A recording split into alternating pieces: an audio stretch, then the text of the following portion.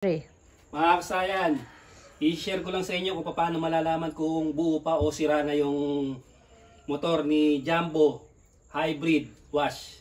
Hydro wash. Hydro Wash. Ayan siya ba. Ito yung ano yan. Tapos yung model niya nasa likod. Ito. Ito siya kasayan ha. Ayan. Ito ngayon yun. Pupunta tayo rito sa motor syempre. Itong motor. Pag diretso natin, galawin natin yan ha. Ito sa gitna. Pwede nyo putulin dito. Depende sa inyo kung saan kayo mas madaling magputol. Itong tuturo ko sa inyo kasi dito. So, tingnan natin kung may ground pa ba. Okay, wala na. Ito siya ba. Ito. Diretsoin natin yung motor ha. Ito siya. Pag diretso natin, ito. Total, binuksan ko na lang dito kasayan at chinek ko siya kanina. I-share ko na rin sa inyo. Kukunin natin yung yung wire ng motor.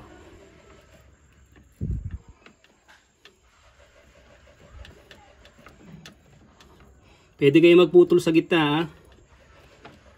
Huwag lang yung sasagadin yung putol kasi baka mamaya makakaligtaan, magkamali. Kailangan may palatandaan katulad nito.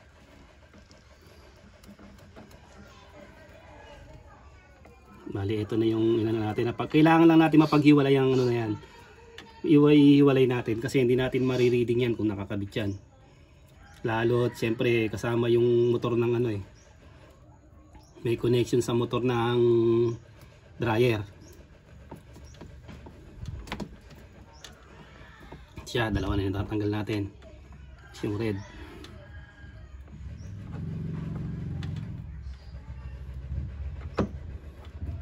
Dahil lang naman to kasayan. Kayang-kaya nyo nang gawin to para hindi kayo kagad bumili ng motor. Kahit kayo, kayang-kaya nyo siyang ites.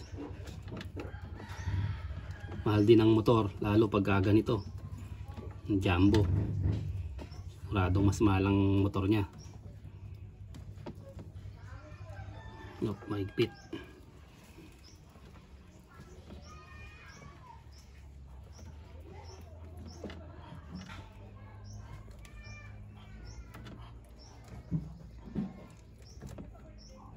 Bali ang kulay niya, pula, asul, dilaw.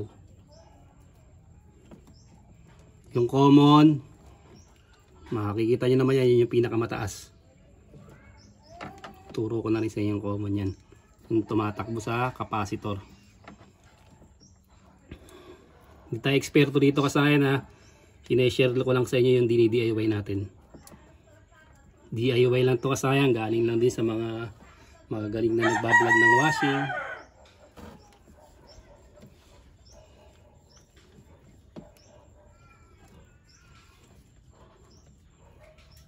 Putulin natin sa gitna.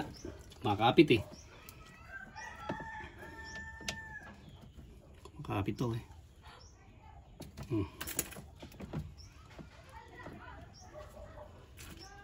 Ito na siya ha. Makuha natin yung tatlo. Halimbawa dito kayo nagputol, dito kayo magduduktong. Kaya naisipan ko rito na dito magputol kasi ito kahit tape pa natin may protection tayo rito. Dahil ito pagkatapos nito kasi nilalagay ito rito. Yung tinape pa natin matatakpan. Kaya kung wala siyang posibilidad na mabasa.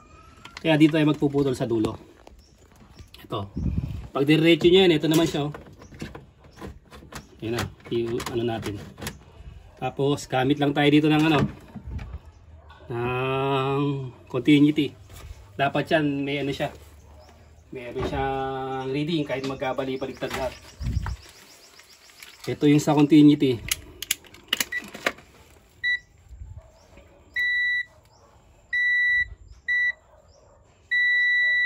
Yan. Sasayang pansinin nyo ha. Sa red 21, sa blue 43.4 21. Hindi makita yung 21. Ay, yan 43. 43 red and blue. 21 red and yellow. Ayan.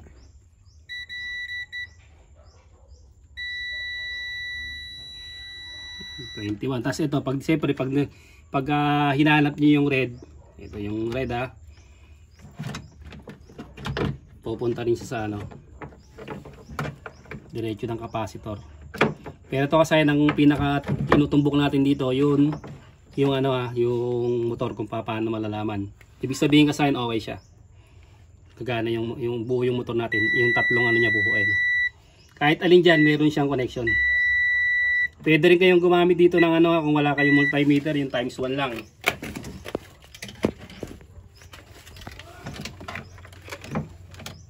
So, talagyan natin dito. Yung iba times 10. Pwede rin, pero ito times 1 lang. Times 10, times 100. Yan, times 1 lang tayo. Papalo dapat yung ano natin So,